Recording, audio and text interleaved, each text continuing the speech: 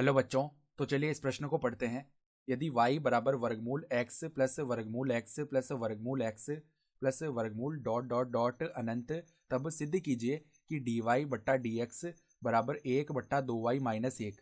तो यहाँ पर देखो y का ये मान दिया हुआ है और हमें सिद्ध करना है कि डी वाई बट्टा डी एक्स का जो मान है वो 1/2y माइनस 1 के बराबर आएगा। तो प्रश्न में आगे बढ़ने से पहले इस प्रश्न से संबंधित जो मुख्य उदाहरण है उसकी हम चर्चा कर लेते हैं। देखो मुख्य उदाहरण,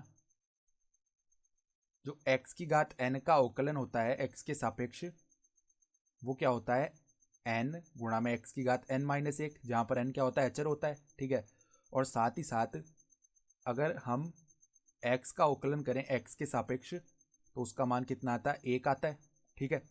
तो अब देखो सवाल में हमें क्या दिया हुआ है कि y बराबर में वो क्या बता रहा है, y बराबर में वर्गमूल x प्लस में वर्गमूल x प्लस में वर्गमूल x प्लस में वर्गमूल, इस प्रकार पद आगे बढ़ रहे हैं अनंत तक, ठीक है।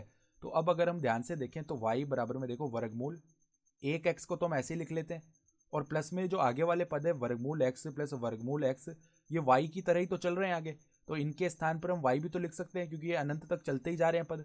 तो एक पद छोड़ के प्लस में हमने y लिख लिया। तो अब हम देखो दोनों ओर वर्ग कर लेते हैं, तो यहाँ पर तो वाई स्क्वायर बन जाएगा और यहाँ पे भी वर्गमूल हट जाएगा तो x प्लस वाई बन जाएगा। तो अब देखो हम x के सापेक्ष अवकलन कर लेते हैं। तो x के सापेक्ष अवकलन करने पर, x के सापेक्ष अवकलन करने पर, तो पहले तो देखो वाई स्क्वायर लिखा हुआ है, इसका अवकलन पहले x की घात n की तरह करेंगे तो 2y हो जाएगा।